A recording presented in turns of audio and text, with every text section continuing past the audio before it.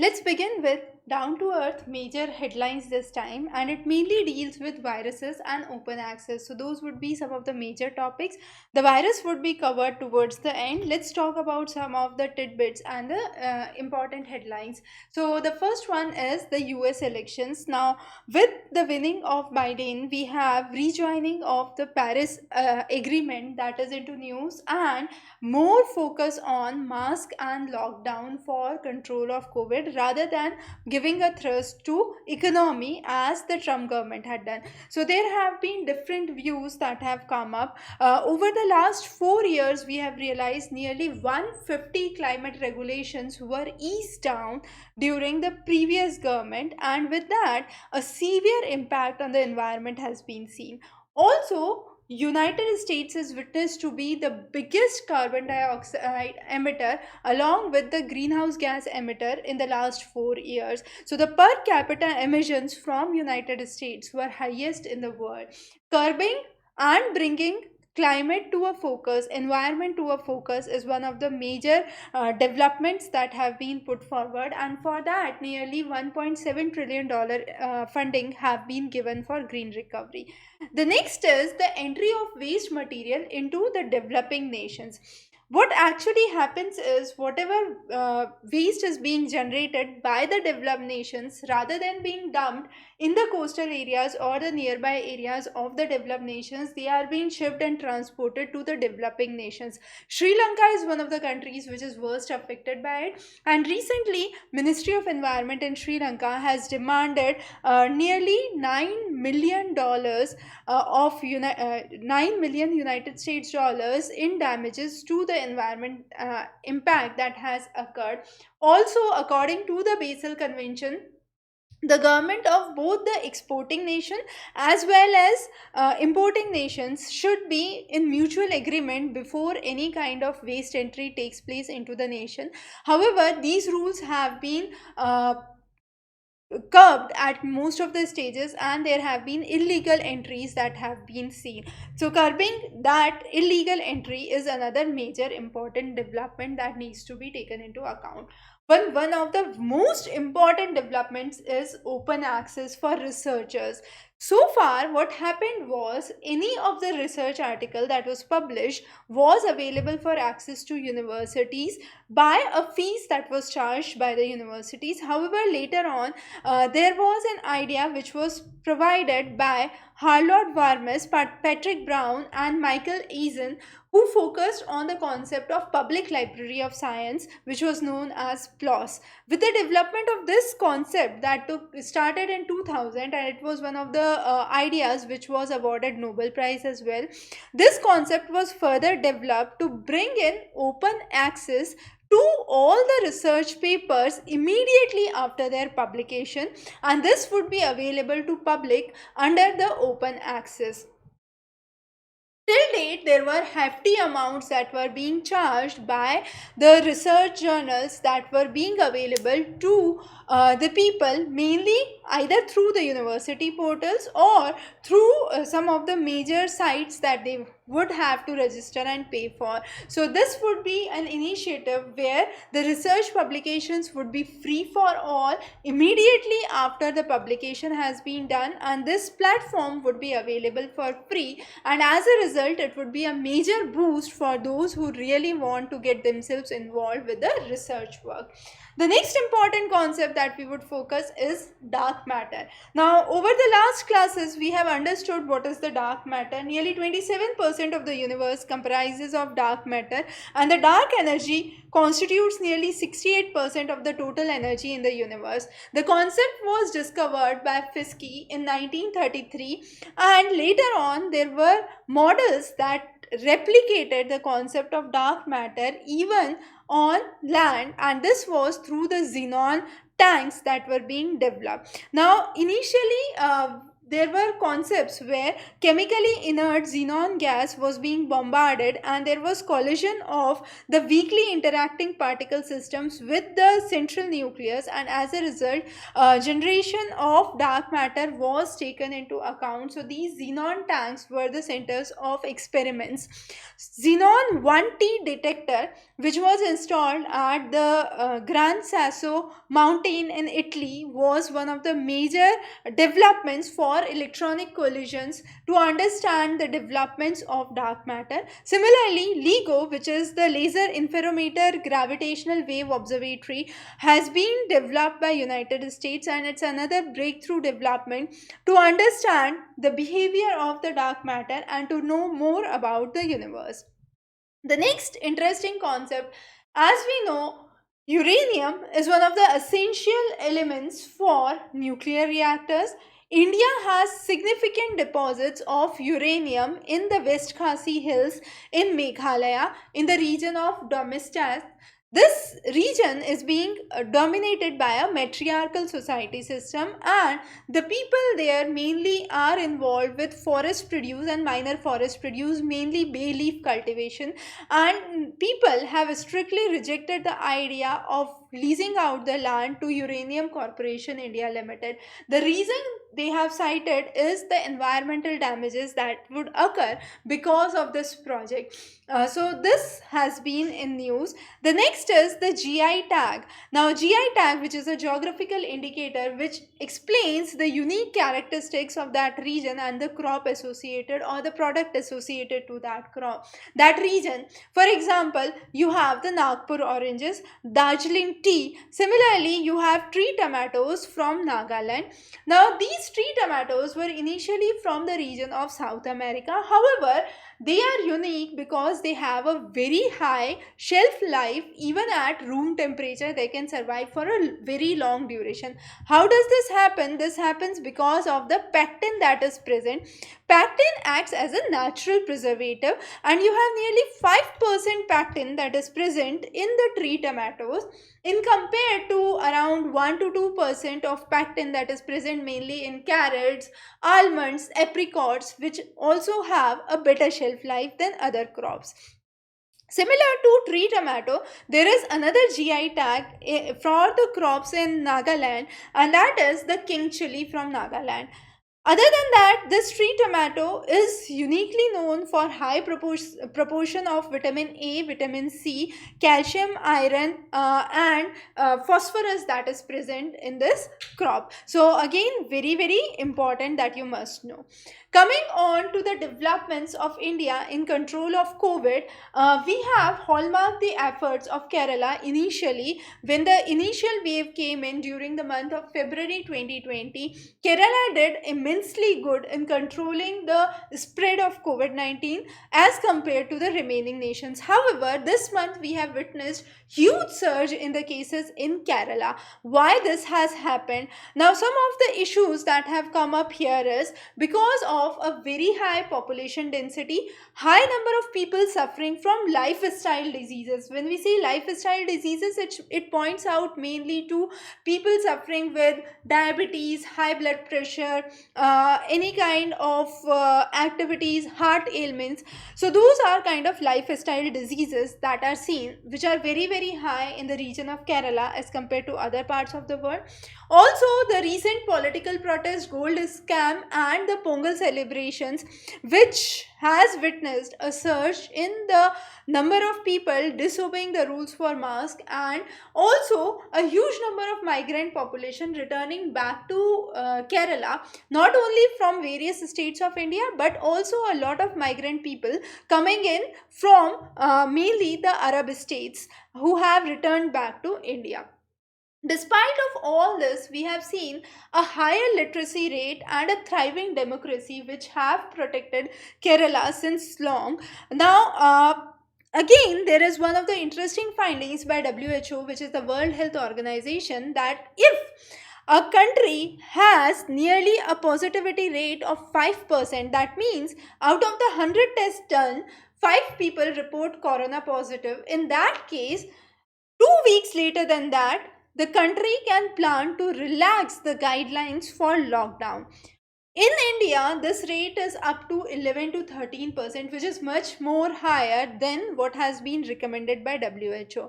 Despite of that, there has been a series of unlock that have been witnessed, and those have been responsible for the surging number of cases again. The global average in terms of fatality comes out to be around 2.5%. However, in India, it's less than 2%, but that is again attributed to lower lower amount of old age population being affected so far, and higher number of youth population who is basically running the economy being affected. The next is an important commission that has been recently established, and that is the Commission for Air Quality Management in National Capital Region, the NCR region of Delhi and the adjoining areas. The reason behind formation of this committee is very very simple, that in the recent years we have witnessed a serious increase in the number of respiratory diseases and the issue of pollution, mainly due to the stubble burning in the NCR areas in the month of November to January, and this has aggravated the issues of rising COVID cases in those areas. The idea with establishment of this commission, which would be headquartered in Delhi, is to lay forward the ways for research and development, identification of the weak areas, and bringing in better quality management for the air in the region of Punjab, Haryana, UP, and the Rajasthan border area, the states surrounding the NCR area. Some of the major ideas that have been recommended under this is, firstly, all public transport should run on CNG vehicles. The next is, after 2006, before 2006, sorry, any of the vehicles that have been there, the trucks that have been manufactured, their entry would be restricted in the region of National Capital of Delhi. Also, the coal based power plants would be closed down in the region of Delhi and the peripheral areas. Clean fuel policy need to be adopted. There should be a bus augmentation plan that should be started. So those are some of the recommended measures that the NCR region should take as per the Commission's recommendation in order to curb the increasing pollution in the Delhi NCR area. Also, previously there had been many committees like Sarkaria Committee, Pillai Committee report. However, the reports of these committee were well drafted, but they were not well implemented. So there is problem on the side of implementation that needs to be checked out immediately. The next is the cotton production and the cotton cultivation. Now, cotton is one of the most widely planted species in India, and of which G. hystrem is one of the most commonly planted species. Another native species to India is the G. arboreum, and it's native to both the tropical and the subtropical climatic condition. There have been two important varieties that have been developed. One is the 16301 DB and the other is the DDCC1. So these two varieties have been highly implemented in the regions of India, and also we have prepared a national gene bank for cotton. This would preserve the genes and the traits of nearly 6,000 different varieties of cotton that is being cultivated across India, of which you have 50 colored varieties that are present. Also, there are indigenous varieties and the varieties coming from different areas and different countries that would be part of it. A unique variety has been developed, which is if of the color of dark brown, and this is a hybrid cotton that has been developed under the name of MSH53, and this cotton is a colored cotton with a dark brown tint that would be available, and this has been produced by crossbreeding the normal cotton with one of the wild species. Another important development rather, we would say, has been done in the region of Jammu Kashmir after the repeal of the Articles 370 in Jammu Kashmir. We have seen that DDCs, the district development councils have been established, and this year we have the elections for the DDCs, the district development councils. The 73rd the 73rd Amendment Act, which focuses on the local and the grassroots development, has come into focus in the region of Jammu Kashmir as of now. And the idea would be each of the district of Jammu and Kashmir would be divided into 14 territorial constituencies, which would have the members for the DDCs. There would be the chairmen that would be there, and also vice chairmen who would be part of the DDC committee that would be there. Also chairmen of the block development council would be part of it. And once the order was passed in the month of August 2020, the elections for the DDC are upcoming, and those would be held soon. So the next topic that we would focus is virus. Now this is an exclusive coverage that has been covered with this edition of Down to Earth. Very important, must for your examination point of view, and some of the facts could be directly asked for your examination, so focus well on this topic. Now let's understand how it all started. So we say LEUCA. What is LEUCA? It is the last universal cellular ancestor from where the viruses basically primitively roamed and evolved. The evolution of the basic molecular genetic material that started was the basis for the development of the virus over the years, and you have the various varieties that have been seen. In the last century, that means in the last period of 100 years, nearly 150 million people have been killed because of viral disease. So we need to understand the impact of viruses very thoroughly, and scientific researches need to be pursued in a right direction. Let's talk about a very simple pox virus. You all are familiar with the smallpox. Now, smallpox, the virus, the vaccine for the smallpox was discovered by Edward Jenner in 1796, and recently in 1980s, WHO has suggested that the world has eradicated smallpox. So far, we are not pretty sure that smallpox has ceased to exist. It could be a possibility that a small pockets somewhere in the remote forest areas or in the tribal pockets, there could be cases of a smallpox that are still into prevalence. But as per the random sample surveys that have been done and the broad sampling that has been done, in 1980 we were able to say that smallpox has been eradicated from the society. So you can understand the impact that took place. So from 1796 to 1980, that's a huge period of nearly 200 years that took for us to even eradicate one of the viruses, that was pox virus. So we need to be very careful in understanding the impact of these viruses on human beings and the behavior of these viruses, the changing patterns of these viruses. Now some of the diseases like Zika virus, yellow fever, Ebola are being endemic to specific areas, and there are specific organs that they target to. Now, coming on to the structure of virus. Virus could be classified as living or non-living. There has been always controversy. The things that have an ability to move are under the category of living organisms. However, there is no molecular movement that is seen in viruses. The molecular movement starts only when they are able to infect. And when they are able to infect, that point of time, there is a molecular movement. So there has been always a controversy whether to keep viruses in the category of living or a non-living. It has been a long proven debate so far. But when we talk about the structure of virus, it is composed of either DNA or RNA with a protein layer, and this protein covering is known as capsid. Now, if we focus on the origin of viruses, there have been various theories that have been propounded.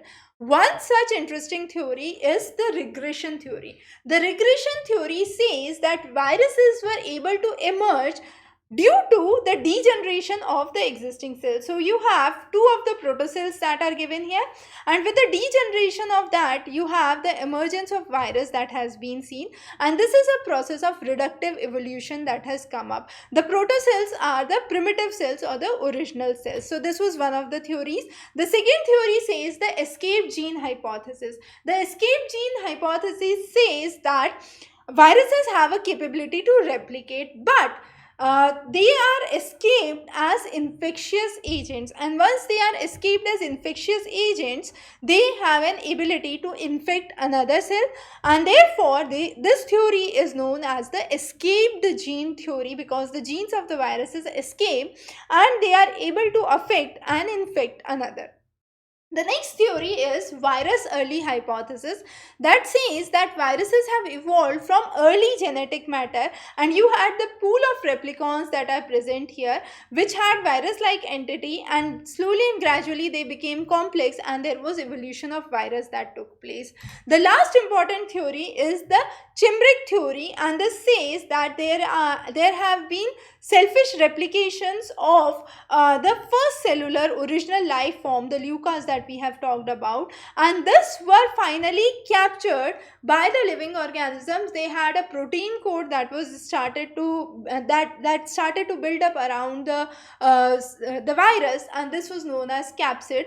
With the continued evolution and the changes that have been seen, there was diversification in the scope of virology and the study of viruses that was seen. Also, Bergenic is considered to be one of the propounders or the fathers of virology, and he gave a term contagium vivum fluidum, which means it is contagious, it is living, and it is very, very fluid in nature. Later on, there were further researches done by Stanley and his colleagues who demonstrated the molecular structure of the virus. They had even received Nobel Prize for the same cause. If we talk about different kinds of viruses have a unique background, we would say. If we focus on polio virus, it is around 25 to 30 nanometers and has a single RNA strand. However, if we talk about influenza virus, it is around 80 nanometers and has 8 RNA strands. So two of the viruses, one is polio with 1 RNA strand, the other is influenza virus with 8 RNA strands, and then you have the pox virus, the smallpox, which is usually a brick shaped virus, and it has a double-stranded DNA genome. So if we are talking about vaccination, we need to be very, very sure what kind of virus it is, whether it has a DNA messenger or RNA messenger, and based on that the vaccines could be further developed. If we talk about viruses in general, it is a unique study. Now, you might have heard about Avogadro number, that is 10 raised to power 24, and viruses have a close connection to Avogadro number. How? Because they are capable of creating 10 raised to power 24 infections every second. So you can understand the extent of infections that could be created with the mutations that could occur due to viruses. Similarly, 1 liter of the coastal seawater has much more viruses than the total number of people on this planet. Again, an interesting fact that you might be surprised about is viruses are home to nearly 200 megatons of carbon, which is equivalent to 75 million blue whales. So that is the extent of carbon that is present in the viruses itself.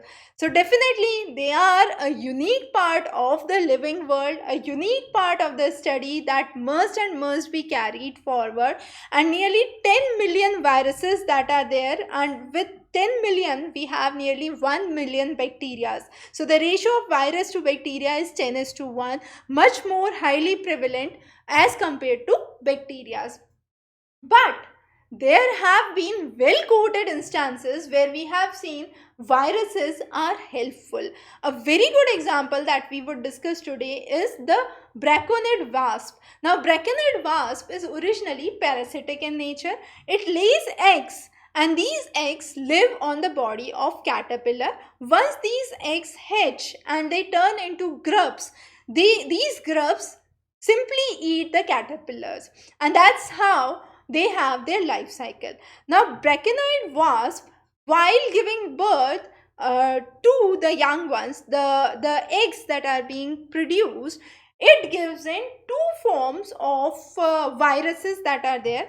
One virus is which is meant for the replication set, and that is the wasp used to create this virus in the ovaries.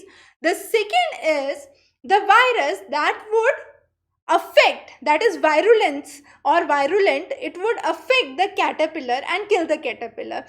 Now, both of the viruses that are being released by the braconid wasp are essential for the young braconids to survive, because the young braconids can survive only and only once they are able to eat the caterpillar and they live on the body of caterpillar. So it is a kind of defense mechanism, we could say, for the braconid wasp, the young ones of the braconid wasp, in order to survive. Similarly, there are numerous other instances. For example, white clover cryptic virus is another good example, which basically suppress the process of nodulation in the legumes, so that adequate amount of nitrogen is being present in the soil. So there are various ways under which we understand that viruses have been useful or act as defense mechanism for certain organisms, and it is well defined at the initial point whether this virus would be a replicating virus or it would be a kind of virulent virus. A virulent virus would be one that would harm the another one, but it won't replicate from one species to another. A replicating virus would be one that would replicate from one species to another, and it may or may not harm. Most of the sea organisms that are seen, the viruses do not actually harm those, and they live in a kind of close association, or I could say a kind of symbiotic relation with most of the sea animals or the sea creatures that are there. Viral infections at a very young age are usually good because it is a means to train the immune system of the body. Human peg virus C, or which is known as the hepatitis G virus, does not seem to cause any of the disease in human beings. However, there have been studies that if a HIV patient is being infected by the hepatitis G virus, there could be cases where this kind of study could lead into a positive study. That means it could be beneficial for the patient rather than bringing a harm to the patient. So it's a kind of process of assimilation and adaptation where the immune response to a certain virus is being built by the body, and there are certain cases where you have latent viruses that are seen. Latent viruses are those which are non-symptomatic, they remain in the body for a long duration of time, and a human body or any other body is unable to identify a kind of harmful virus versus a normal virus. So that's how it actually happens. Now, whenever a virus infects, there are two types of immune responses that are generated. The first is the innate, which is an inborn response, and the second is the adaptive response. Adaptive response usually occurs 6 to 7 days after a person is exposed to a viral fever. So let's say you have a viral fever in this season.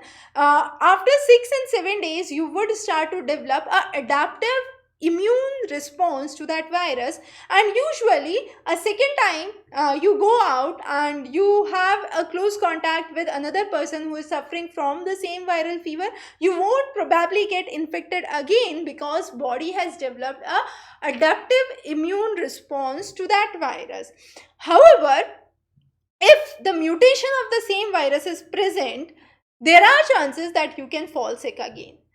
There is another immune response system in the body, which is an innate response. Innate is an inborn response, and there are two types of innate response. The first is the interferons and the second is the cytokine response.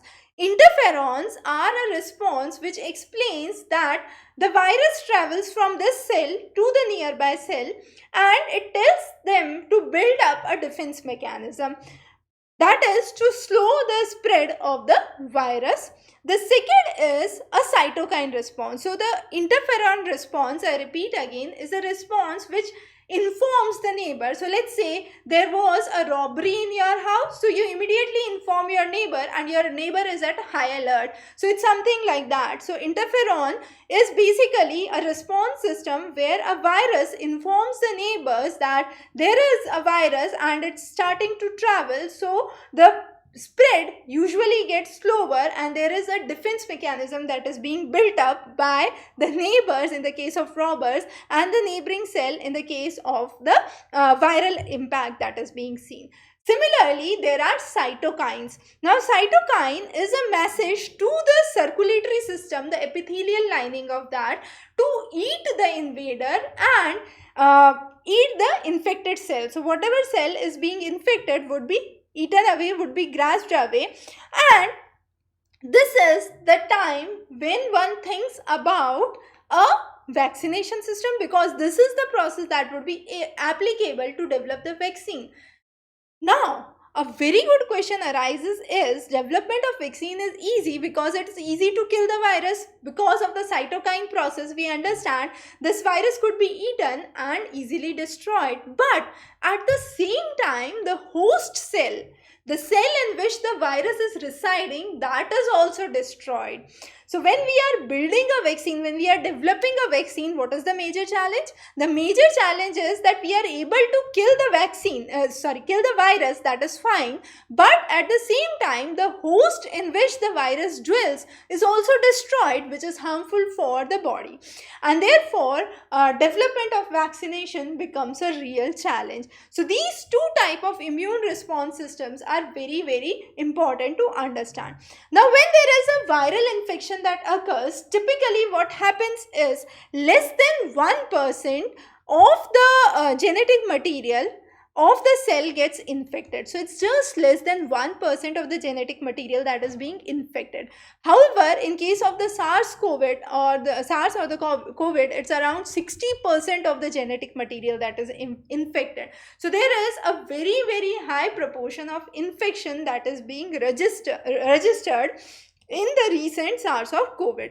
Again, if we talk about diseases like HIV, which is again caused due to viruses, there are 4 strains of HIV, which are M, N, O and P, of which only M has a kind of response system that is being built to the host tetherin. Now, tetherin is the protein which tethers to the newly made up viruses in order to stop the release from the cell, and that is seen only with protein M in the case of HIV. So, of the 4 strains, only M would be one of the successful ones that could be seen. Also, what is important to understand with the viruses is virus have a quick ability to replicate. That means virus is present in one of the cells, it would infect one of the cell, quickly move to the next cell and attach to the cell membrane, as you can see in this diagram. It quickly infects one of the cell, attaches to the cell membrane and infects the another, and then moves out. So there is a kind of viral swarm that is being built. That means within few seconds or few hours, you would say that a huge number of cells are being targeted by the virus.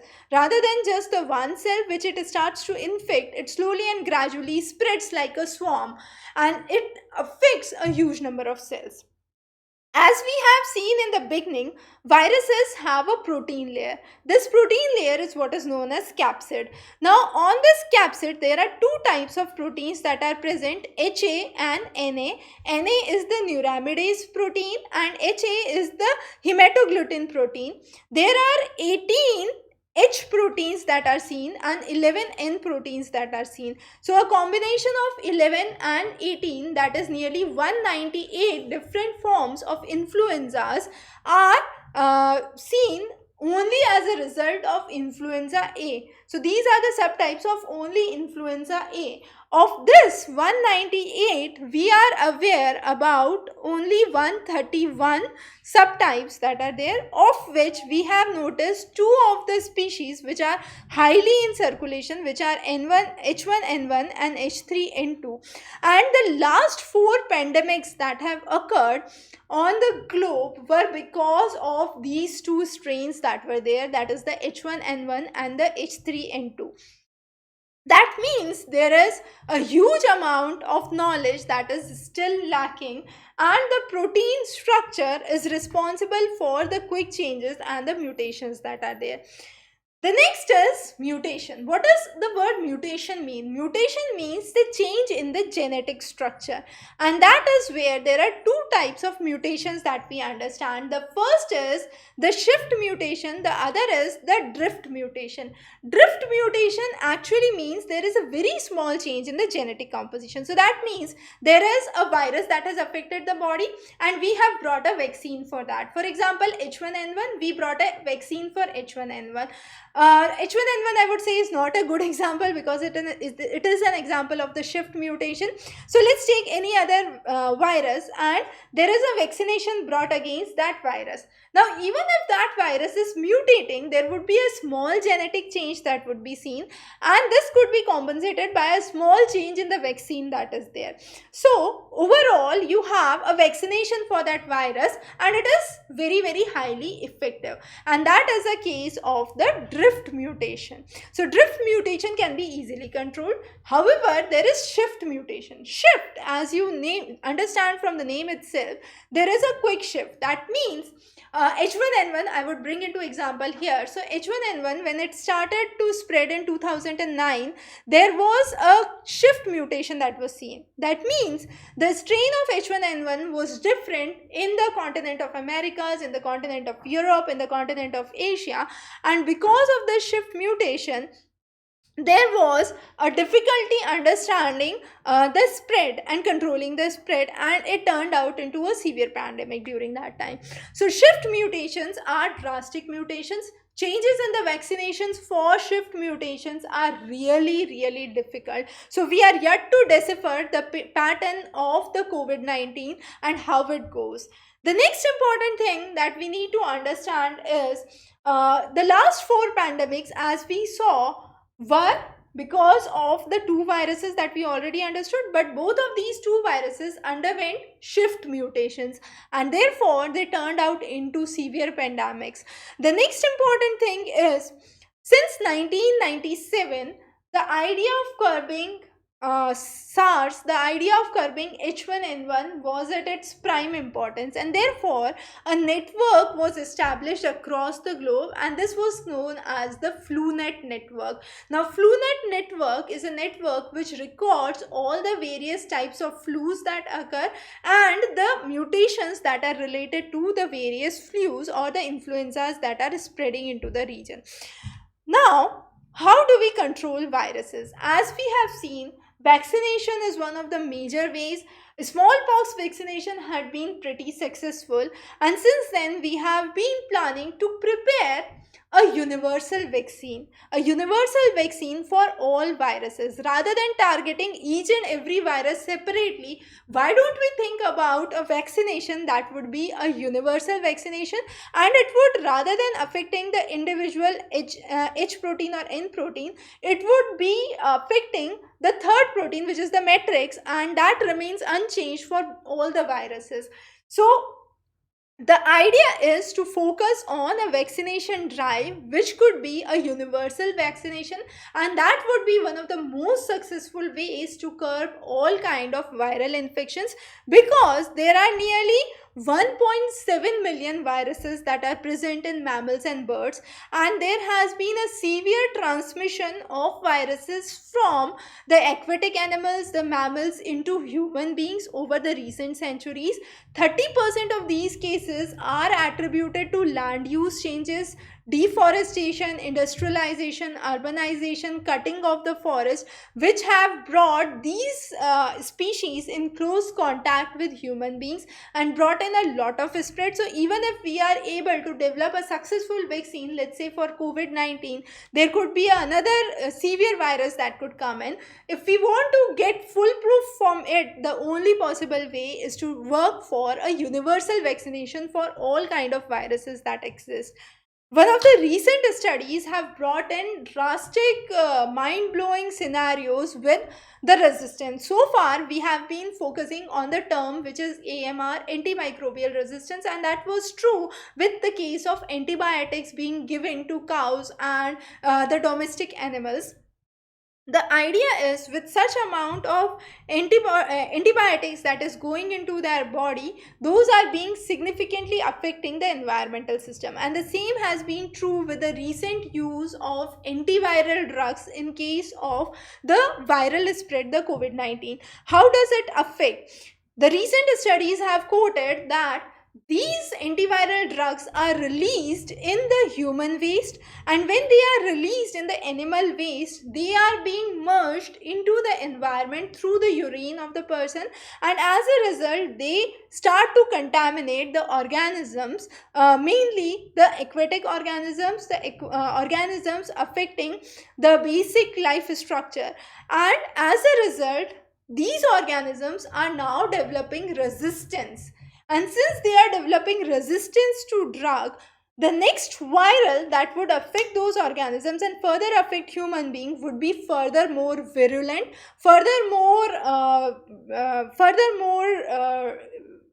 more dangerous rather, and therefore the right curve on these antiviral drugs again, or the right strategies for the use of antiviral drugs in order to prevent the misuse, is another important development that should be taken into consideration immediately. So those were some of the key highlights that we have focused on in our section on understanding the viruses, along with the other developments that we have talked about in the Down to Earth edition. Stay tuned for many more updates from our side. Have a wonderful day ahead.